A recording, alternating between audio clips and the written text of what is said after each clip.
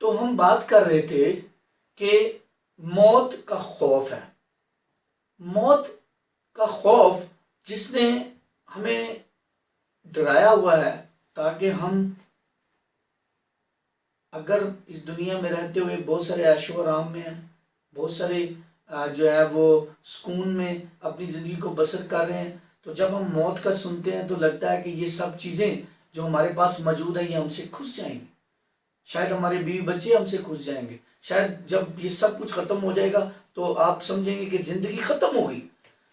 تو یس، وہ لوگ جو مادی طور پہ سوچ رہے ہیں، وہ لوگ جو صرف جسمانی بات کر رہے ہیں، جسمانی موت کی بات کر رہے ہیں، ہاں ان کے لیے سب کچھ یہاں پر ختم ہو جانا ہے.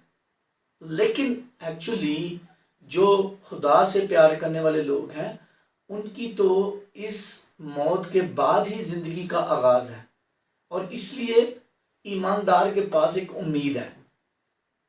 دوسروں کے پاس سوری ٹو سے مجھے برملا کہنے دیجئے کہ امید صرف ان کے پاس ہے جن کے پاس یسوع مسیح ہے، کیونکہ یسوع مسیح نے موت اور قبر پر فتح پا کر یہ ثابت کیا کہ وہ موت پر فاتح ہے، کیونکہ اس نے موت کو بھی موت دی. اور اس لیے وہ موت کو بھی موت جو اس نے دی وہ لارڈ نے اپنے لیے نہیں، وہ فتح مندی اپنے لیے نہیں، بلکہ ہر ایک ایماندار کے لیے رکھ دی، تاکہ ہر ایک ایماندار جو خدا سے پیار کرتا ہے وہ بھی اس موت کو موت دے سکے.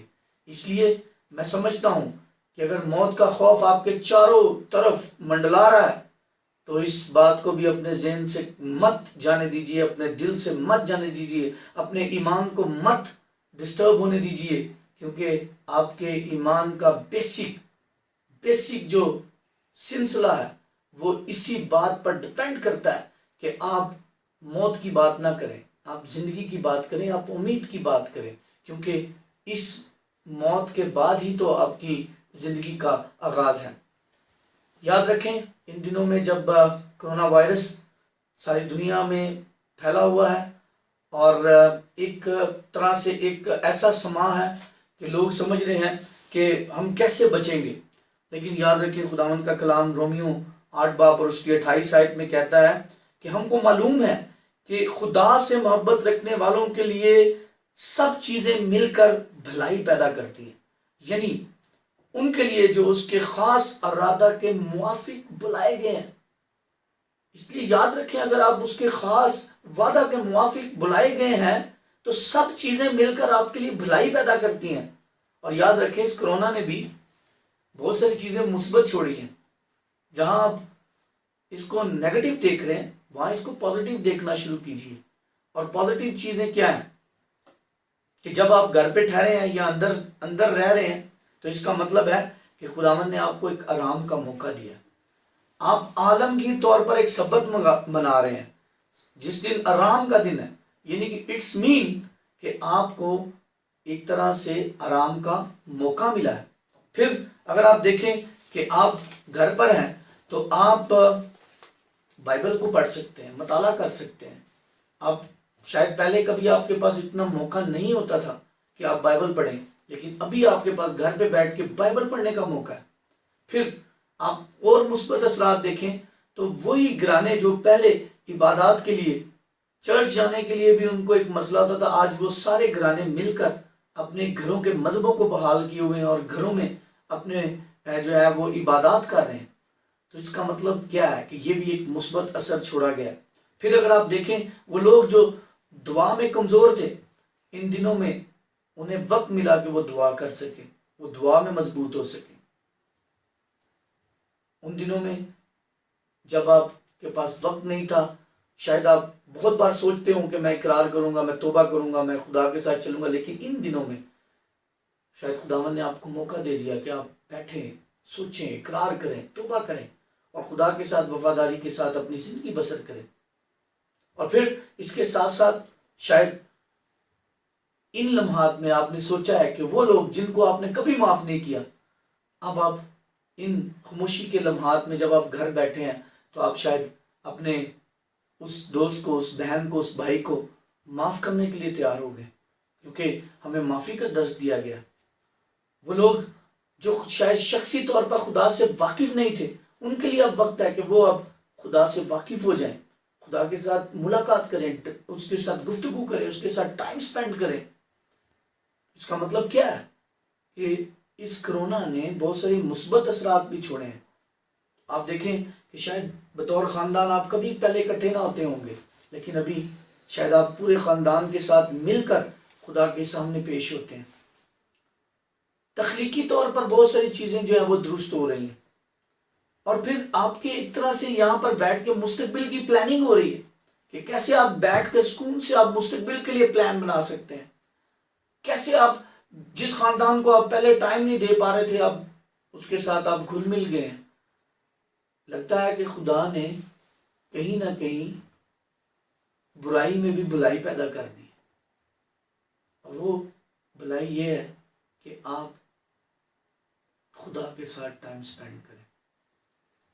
اس ٹائم میں میرے عزیز بہنوں اور بھائیوں، میں آپ سے گزارش کرتا ہوں کہ خدا کا کلام آپ سے یہ کہہ رہا ہے، یہ تقاضا کر رہا ہے، یہ ڈیمانڈ کر رہا ہے کہ آپ خدا کے ساتھ وفادار ہو جائیں۔ آپ کو خدا نے پھر ایک موقع دے دیا ہے کہ آپ اپنی موت کو قریب سے دیکھنے کے بعد اس بات کے لیے ڈیسیژن کر سکیں کہ آپ نے موت کی راہیں چننی ہے یا زندگی کی راہیں۔ اگر آپ نے موت کی راہوں کو چن لیا ہے تو ابھی آپ کے پاس موقع ہے کہ آپ زندگی کی راہوں پر آئیں۔ تو اس لیے میرے عزیز بہنوں اور بھائیوں، موت ایک حقیقت ہے، لیکن وائس کہتا ہے ہر ایک انسان جو اس دنیا میں آیا، پیدا ہونے کا بھی وقت ہے، مرنے کا بھی ایک وقت ہے، اور یس ہمارا بھی ایک وقت ہے، وقت مقررہ سے اس دنیا سے جائیں گے۔ لیکن یاد رکھیں کہ اگر آپ کی تیاری مکمل ہے تو آپ ضرور آسمان کی بادشاہی میں جائیں گے اور اس زندگی کے وارث بن سکیں گے۔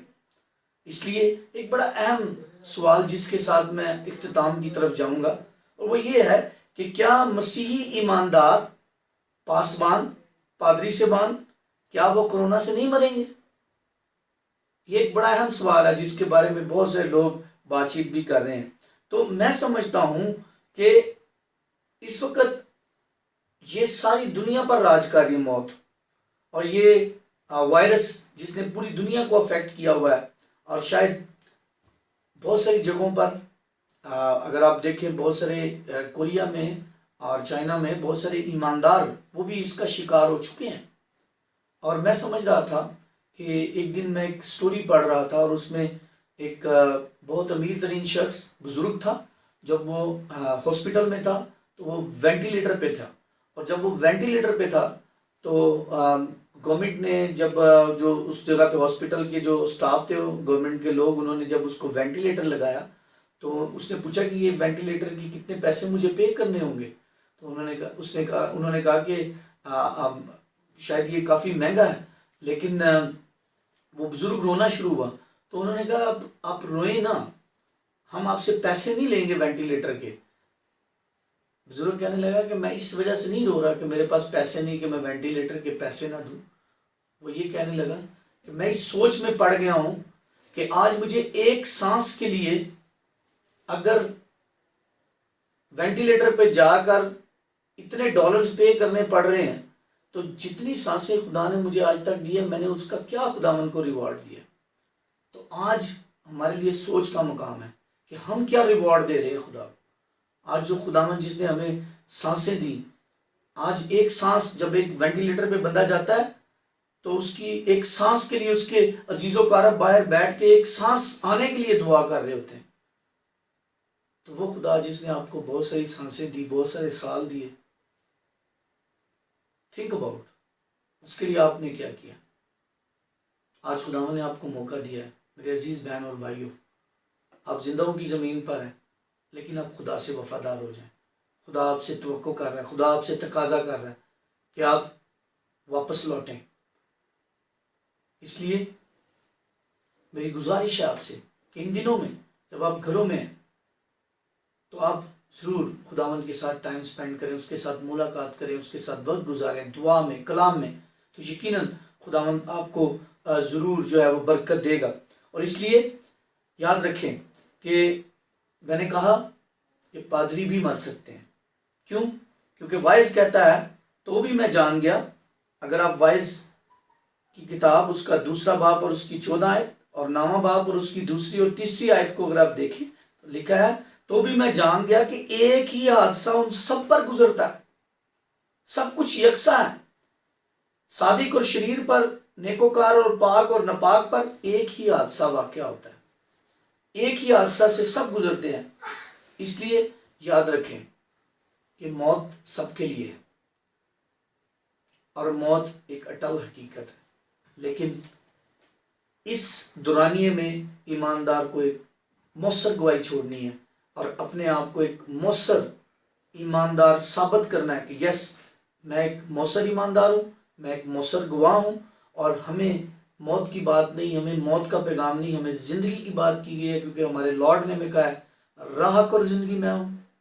اس نے کہا کہ قیامت اور زندگی میں ہوں. اس لیے اس نے زندگی کی ہی باتیں کی، اس نے موت کی بات نہیں کی. اس لیے اس نے ہمیں زندگی ہی عطا کی ہے، موت نہیں. اس لیے اس امید سے کہ خداوند نے آپ کو زندگی عطا کی ہے، خداوند کا شکر ادا کیجئے. اور ان دنوں میں آپ خداوند کا جتنا بھی شکر ادا کر سکتے ہیں وہ کیجئے. خداوند آپ سب کو برکت دے اور سلامتی میں قائم رکھے اور آپ خداوند میں اسی طرح بڑھتے چلے جائیں. خداوند آپ کے ساتھ ہو. ضرور اس ویڈیو کو لائک کیجئے، سبسکرائب کیجئے اور ضرور دوسروں کے ساتھ شیئر بھی کیجئے اور ضرور آپ اس کو دیکھ کر برکت پائیے. خداوند آپ کے ساتھ.